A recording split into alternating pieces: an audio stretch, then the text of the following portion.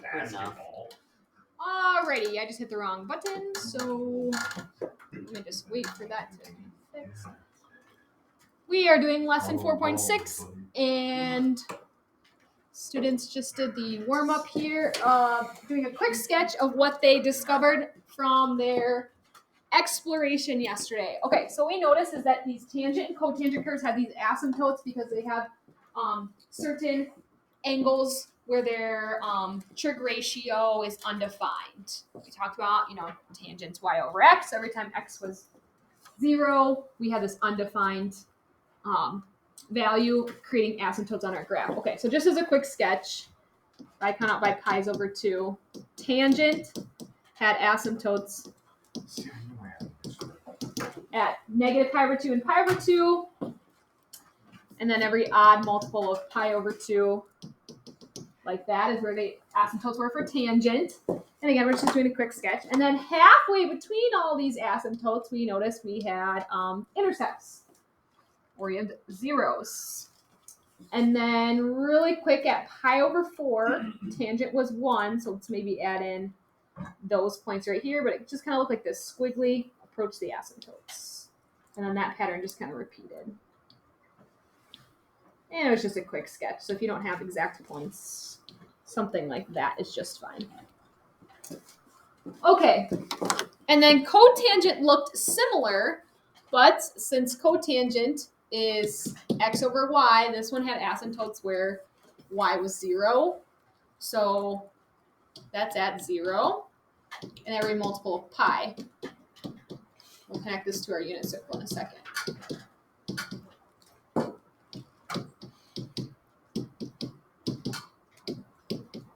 Okay. And then similar shape, similar pattern. We're halfway between that crossed, but the cotangent ones, if you looked at your points exactly, they kind of went down from left to right like that. Where tangent from left to right, like the actual curved piece of it increases, this one decreases. Like, do I have to say it? Well, he's trying to be comfortable to take notes. Yeah, we learned if you psych, the more comfortable you are, the greater you learn. This is true. He's got a point. Yeah. The more C. Yeah, you didn't stay in long enough to learn this.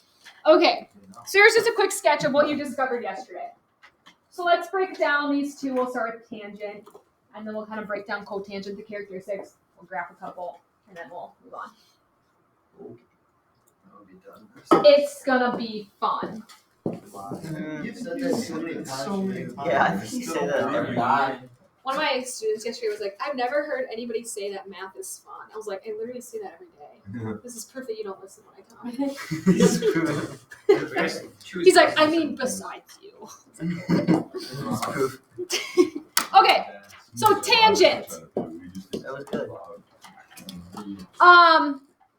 This is kind of like the characteristics. You're basically going to find the asymptotes first.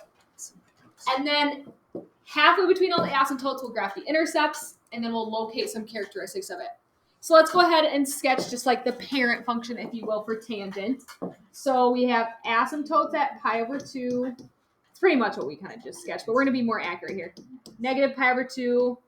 Go ahead, draw in the asymptotes for every odd multiple of pi over 2. So label this as pi, 3 pi over 2, asymptote. 2 pi, we're good there. Negative pi, negative 3 pi over 2, asymptote. So tangent has asymptotes at, and you can kind of just list some, like negative pi over 2, pi over 2, 3 pi over 2, yada, yada, yada, odd multiples of pi over 2. Yeah. Okay.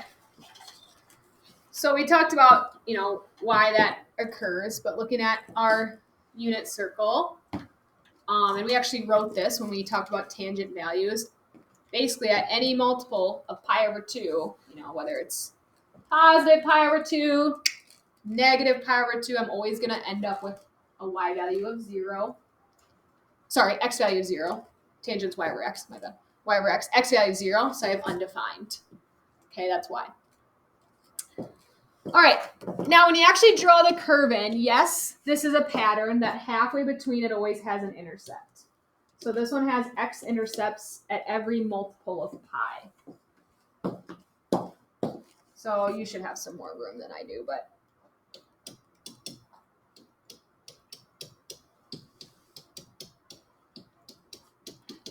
multiples of pi.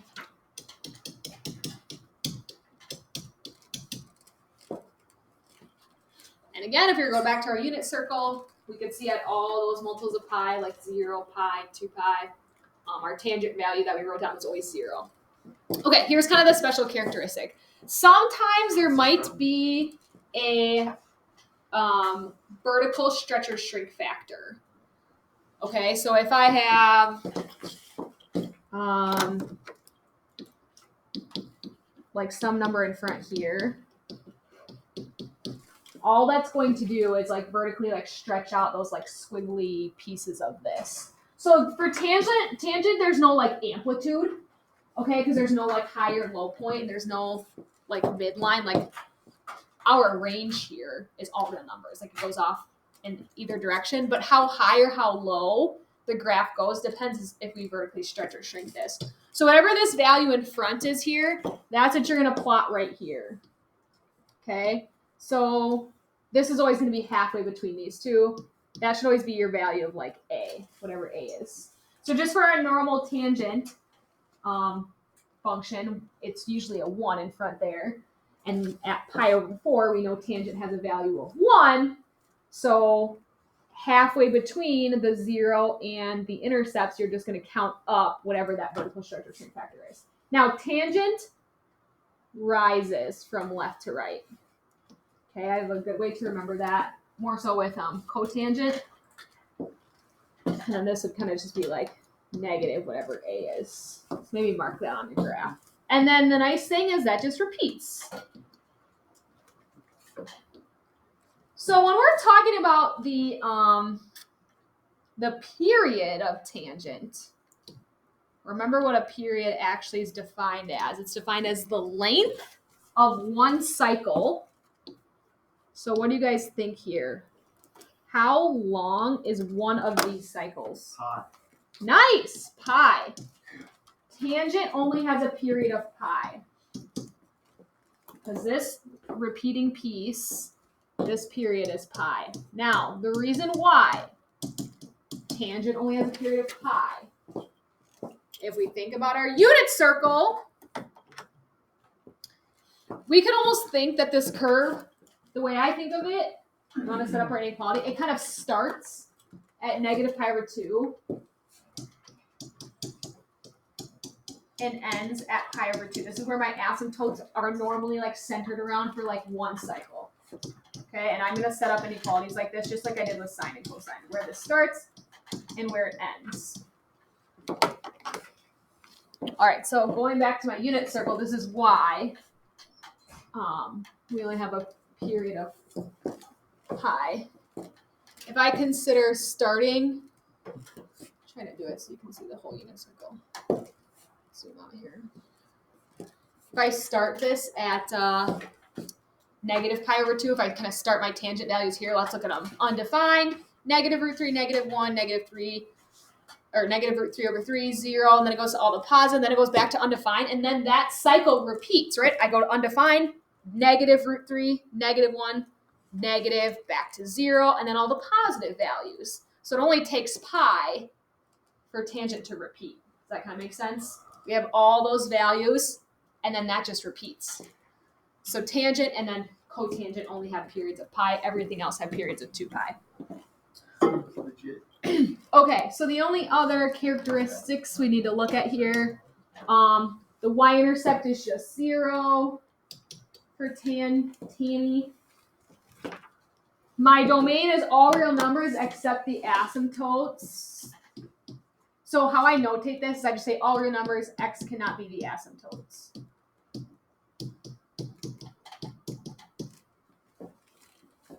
Instead of having to do like 20 different interval unions. Like Negative 3 pi over 2, pi over 2, union. Negative pi over 2, pi over 2, union. You can just say all real numbers except the asymptotes where they occur. And our range, there's no amplitude here, is all real numbers. Okay, there's our breakdown for tangent. Tangent rises from left to right. Let's break down cotangent. So they're similar characteristics, but they have asymptotes at different locations. And again, you kind of discovered like why and where that comes from. So we're still going to count up by pi over 4 here. So now this one's cotangent. It's reciprocal. Cotangent asymptotes at every multiple of pi. Since cotangent is x over y, now it's undefined when y is 0.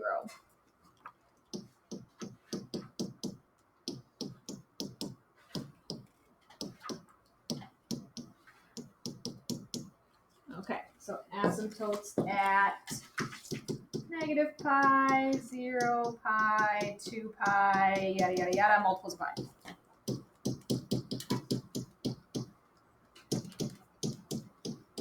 Now, cotangent, I kind of think of it as it starts at 0 and ends at pi. So these also have a length or a period of pi. Okay, I mentioned that before. Tangent and cotangent are kind of their own special ones. Now, what's different about the cotangent curve, it still crosses halfway between the intercepts. So in this case, my x-intercepts are at all those odd multiples of pi over 2. So I'm just kind of like listing some, odd multiples of pi over 2. Okay. I'm really excited to tell you this. This is how I remember the difference between tangent and cotangent. It's really a fun trick. Okay, do you guys know what a cot is? Yeah, it's like a bed. It's like a bed, and you lie down in a cot. So cotangent goes down, left to right. loud. No, that's genius. I know, I thought of it. Are you sure you thought of that? Yes. You didn't copy it, Yes. did you? Same characteristic that if we have a vertical stretch or shrink factor here, we're gonna have to go up that distance. This would be like a. This would be like negative a. But in a cot, you lie down, so it goes down left to right. So it starts off as just 1 for the normal parent function, but that could possibly change. And then that just repeats.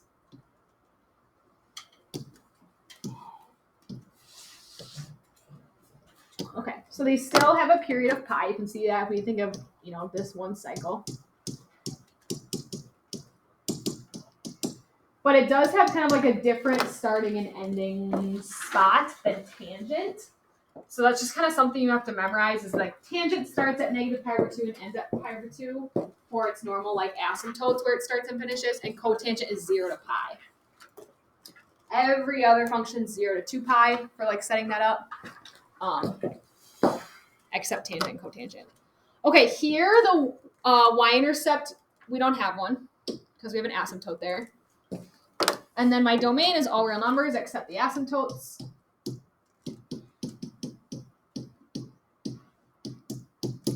And my range is all real numbers. Still no amplitude here.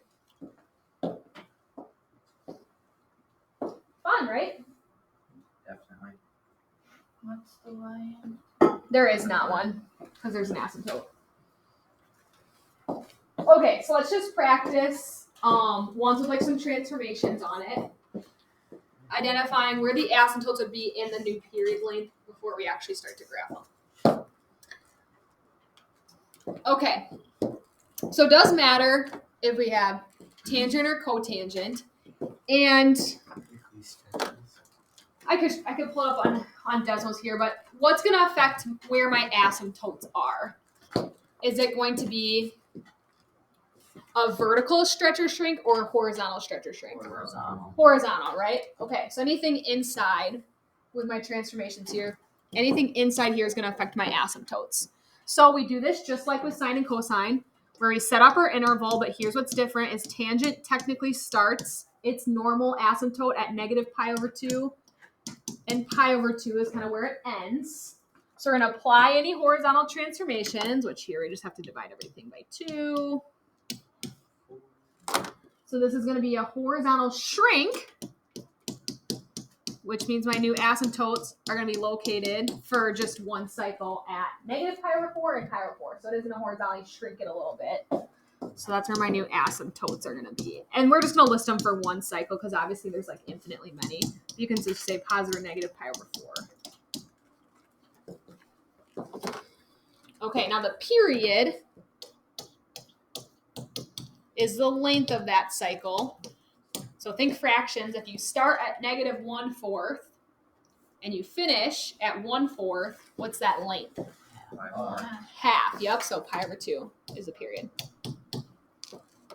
Good. Okay. Now with cotangent, my starting and ending points are different. Okay, the asymptotes normally start at 0 and pi. So when I set up that, you got to factor that in of, oh, this one normally starts and ends here. And the better you understand your like trig identities, like, oh, I know cotangent is x over y, so where's y normally 0? Like, where's cotangent undefined? Like, it's less about memorizing, more about like understanding why it's set up this way. All right, so I times everything by 2. So this time I had a horizontal stretch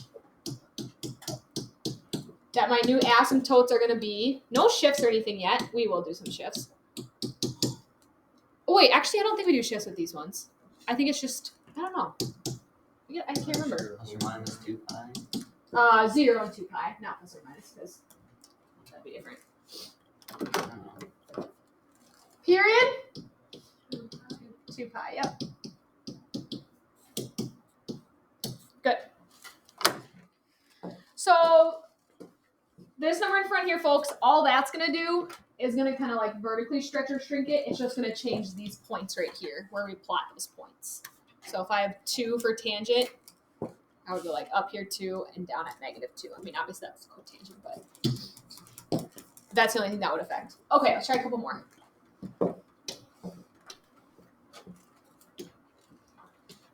Tangent normally starts at negative pi over 2, finishes at pi over 2. You can do this in 2 steps. You can either divide everything by 2 and then divide everything by pi, or just divide everything by 2 pi. But basically, dividing by pi is just going to cancel these pi's.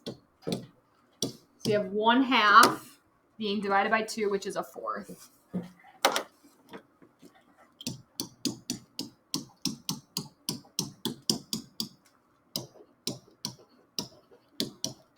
So my new asymptotes would be at positive negative 1/4.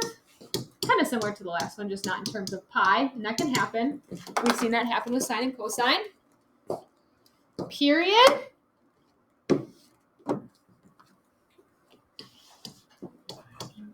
One half.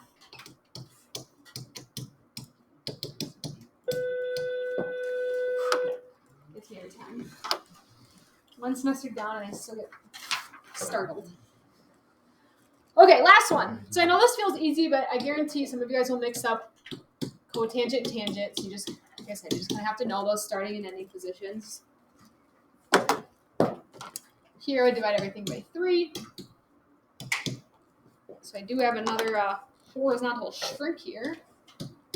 So this one's now going to start at 0 and finish at pi over 3. So that's where my new asymptotes would be located. 0 and pi over 3. And my period would be how long? Pi 3. Pi over 3. You guys are so smart. I think they're ready.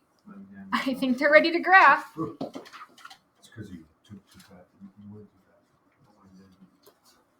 I think you should Any do questions? warm up. Make sense so far? Yes, sir. I do have a question because when Ashton said that on this number 2, when he said it could have been plus or minus 2 pi for asymptotes, technically, what did that be like now? Plus or minus 2 pi means you have one at positive Yeah. 2 pi and negative 2 pi. So that wouldn't be right because it starts at 0 and ends at 2 pi. Well, Yeah, yeah, because but what if I you did accidentally said 2 pi x still be plus an or minus 2 pi, so not Oh, x equals. I see what you're saying. Yeah, it still would be. You're not wrong. Okay. We're just listing it for like one cycle. Okay, I see what you're saying. But for that your would. first one, you put x plus or minus pi over 4. That's because it starts and ends. Yeah, right. But if you say that, just remember, like, this is still just the length of 2 pi, not 4 pi. I see, yeah. And you don't have to list, like I said, all the asymptotes. Like, this is a perfectly fine answer because this is like your first cycle and then it just repeats. Okay, good question. All right, let's try it. A tanny. So we're gonna do 2 full periods. So I kind of just start off by figuring out where my asymptotes are because that sets up everything. So tangent starts at negative pi over 2, finishes at pi over 2.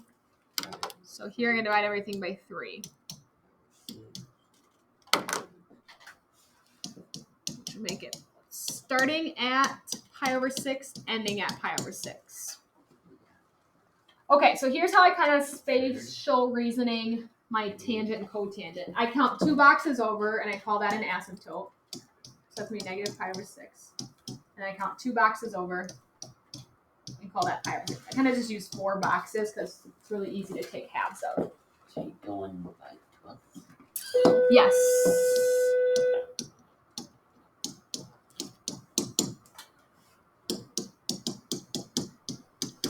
Again, there's more here, but that's just for our first cycle to get us started. Okay, here's my pattern for tangent. Halfway between the asymptotes, intercept.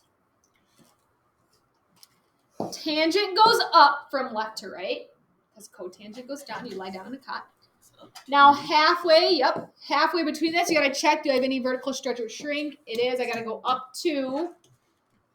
And again, from left to right, it's going up and then down negative 2 for this point right here.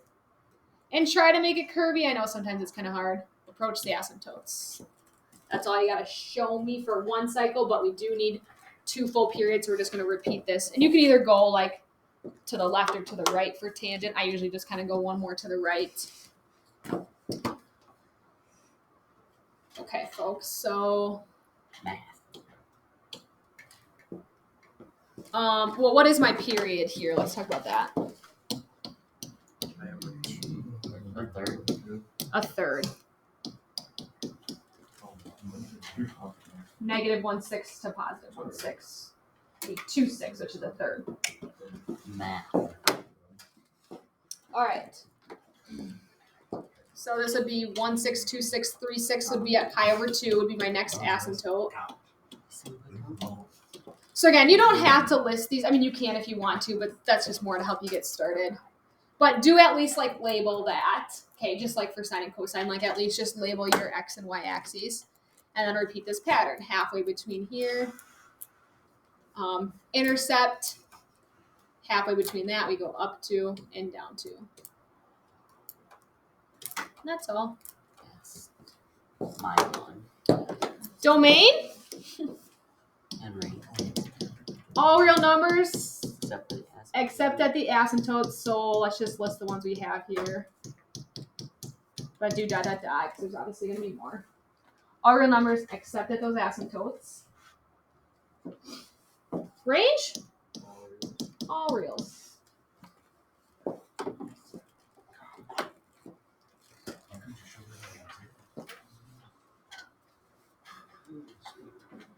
Okay, I do want to do one tangent reflection and then one cotangent. I don't think we need to do a cotangent reflection. You can kind of figure out what to do after we just do one example. So let's do one reflection example and then we'll do a cotangent.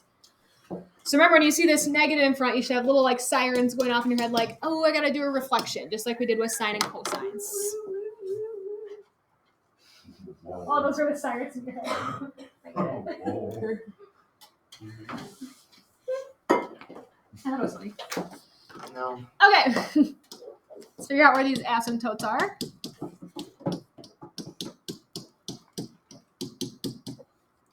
I actually don't think we do shifts with these. I'm like almost positive. If there's someone in your homework with shifts, let me know. I don't think there is. Let's go. I don't want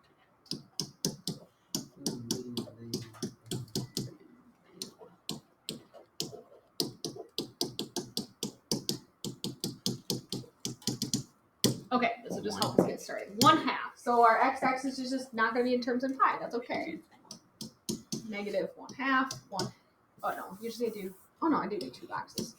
Negative 1/2. 1/2.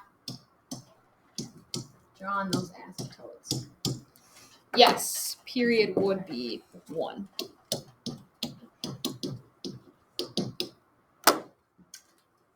Okay.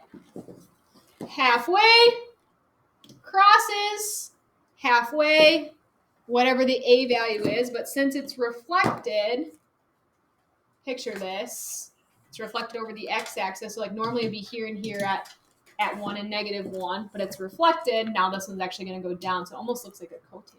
Oh no. I can fix it, I can fix it, I can fix it. Crazy. I mean, if your cotangent was shifted. Right, exactly. Nice. Obviously, it only goes up 1 because there's no other number here. So the reflection is just going to flip it. Okay, so 1/2, 2 halves, 3 halves would be my next asymptote. Draw one more curve.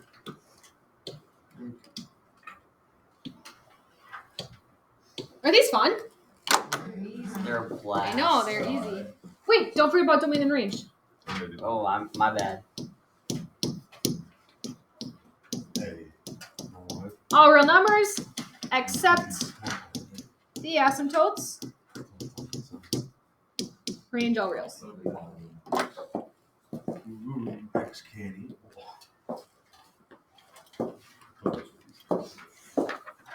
You done? No, we're gonna do cotangent, Alright. and then I'll maybe let us stop there. Woo. Or we can split this up and maybe work time tomorrow. Cool beans, man. Okay, let's do a cotangent. So super similar, except don't forget, cotangent starts at 0 and ends at pi. Okay, those starting asymptotes are where cotangent is undefined, not tangent. So to solve this one, I would times everything by 3. So this is going to start at 0 and end at 3 pi.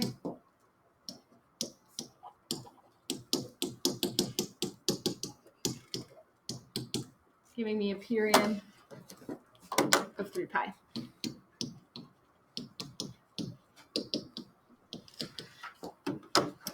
Okay. Asymptote at 0, and then again, I usually use like 4 boxes for one full period, so I call that 3 pi. And that gives you enough space to do another period, another cycle. All right, halfway between half of 3 pi be 3 pi over 2. Halfway between it crosses. Cotangent goes down from left to right. Oh, I look up here.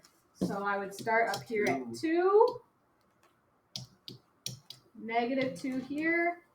Cotangent, you lie down and I cut down left to right. Here's my graph. I know, it's sometimes hard when they get stretched out like that to make them curvy. Just try your best. Let's try out. Let's do one more cycle. So this would be 6 pi. Would be my next asymptote. Cross. 2, 2.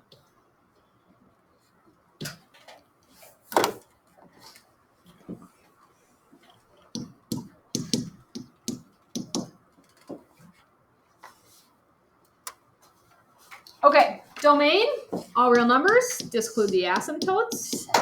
0, 3, 5, 6, 7. Range, All reals. all real numbers. You draw the line before you write the rest of the R. Yeah, I think I do. You write the R and then And then double lash it. Okay, We can stop there. I'm gonna let you guys get started on the bookwork for the next 10 minutes. You can start with all the tangent, cotangent, and then we'll tackle cosecant and secant tomorrow because we're definitely obviously not gonna finish it now. So Is this 4-6? this is 4-6. Yes. Wait, Tyson, what's your last name? Thursday.